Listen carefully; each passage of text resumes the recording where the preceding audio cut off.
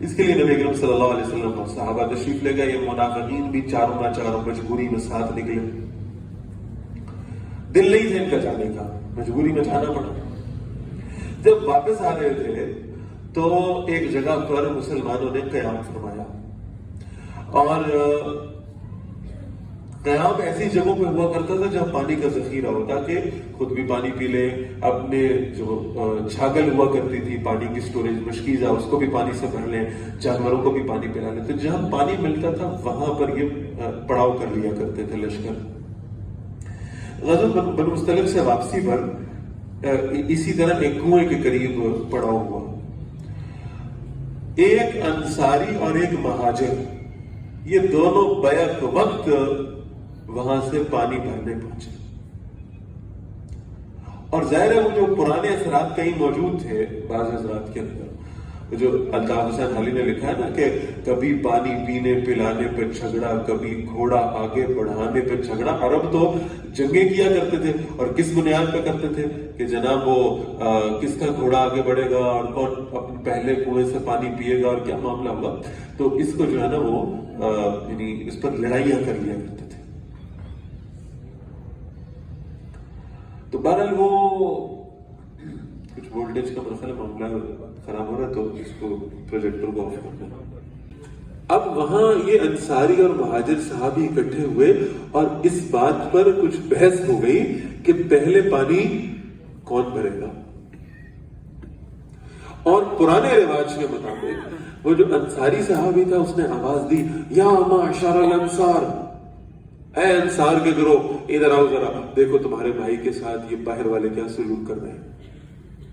اس مہاجر صحابی نے بھی آواز دی، یا معشر المہاجرین یا اہل القریش، اے مہاجرین کے گروہ، اے قریش کے لوگوں جلدی آؤ، دیکھو تمہارے بھائی کے ساتھ یہ انصاری کیا سلوک کرتے ہیں.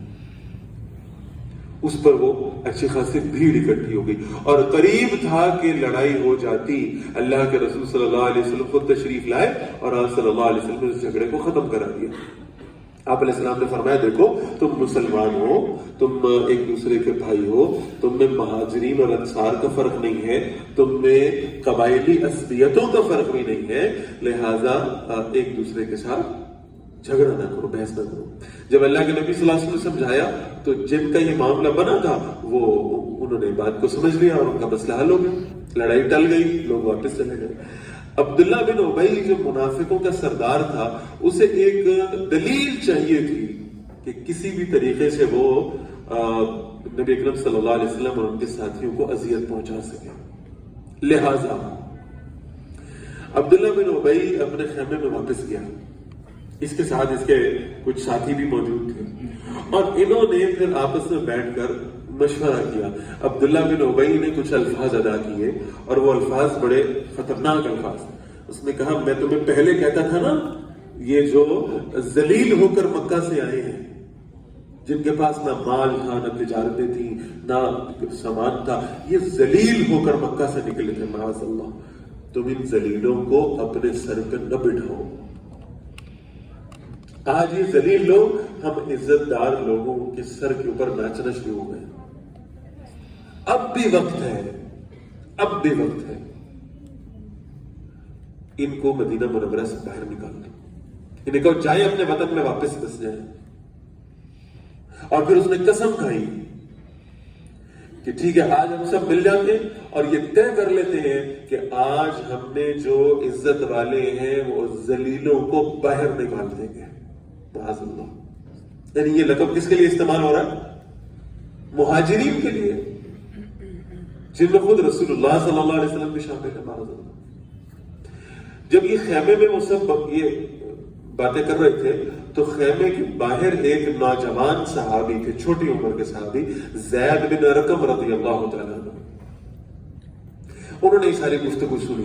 یہ نبی اکرم صلی اللہ علیہ وسلم کی خدمت میں حاضر ہوئے. انہوں نے آپ صلی اللہ علیہ وسلم سے عرض کیا کہ عبداللہ بن ابی اپنے خیمے میں بیٹھ کر یہ جملہ کہہ رہا تھا کہ آج عزت والے ذلیلوں کو یہاں سے باہر نکال دیں گے. معاذ اللہ. نبی اکرم صلی اللہ علیہ وسلم نے زید بن ارقم کی بات سنی. حضرت عمر رضی اللہ عنہ وہی موجود تھے.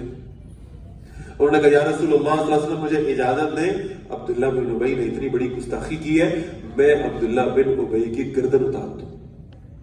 اللہ کے رسول صلی اللہ علیہ وسلم نے فرمایا صبر کرو، اللہ اس معاملے کا فیصلہ فرمائے گا۔ اور پھر آپ صلی اللہ علیہ وسلم نے قافلے کو حکم دیا کہ یہاں یہ کوئی ایسا مقام ہے شاید جہاں کوئی لڑائی کا اندیشہ ہے، لہذا اس مقام سے فوری طور پہ نکلا جائے۔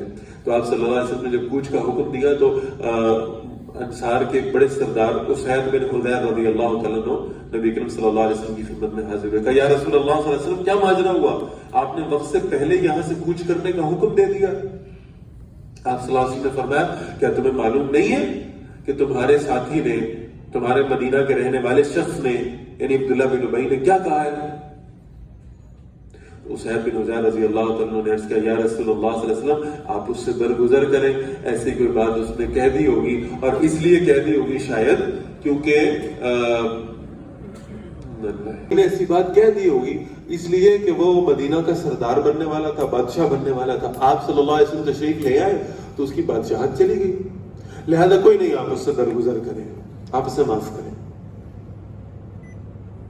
جب عبداللہ بن ابی کو معلوم ہوا کہ زید بن ارقم رضی اللہ تعالیٰ نے اس کا بھانڈا پھوڑ دیا ہے تو وہ خود نبی کریم صلی اللہ علیہ وسلم کے پاس آیا، پھر اس نے آ کر قسم کھائی کہ میں نے ایسی کوئی بات نہیں کہی۔ اب ظاہر ہے یہ سردار بھی تھا، اس کا بڑا جبہ کبا تھا، بڑا جسم تھا، بڑا مال تھا اس کے پاس، تو بعض مسلمانوں نے بھی اس کی بات پہ یقین کر لیا اور لوگوں کے دل میں خیال آیا کہ زید بن ارقم رضی اللہ تعالیٰ عنہ نے غلط بیانی کی ہے، چھوٹے ہیں ابھی، بچے ہیں، نا سمجھ ہیں، اس لیے شاید انہوں نے ایسی بات کہہ دی ہوگی۔ زید بن ارقم رضی اللہ تعالیٰ عنہ کے دل پر یہ بات بڑی گراں گزری کہ مجھے جھوٹا ثابت کیا جاتا ہے۔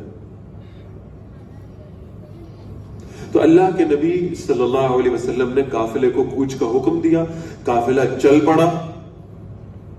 تو حضرت زید بن ارقم رضی اللہ تعالیٰ کہتے تھے میں نبی اکرم صلی اللہ علیہ وسلم کے ان کی سواری کے ساتھ ساتھ چل رہا تھا اور میں اللہ سے دعا کر رہا تھا، اے میرے وہ رب جو عمر بن خطاب کے کسی جملہ کہنے پر اپنی وحی نازل کر دیا کرتا ہے، تو میرے لیے بھی، میری برات کے لیے، میری عزت کے لیے بھی اپنی وحی نازل کر دے۔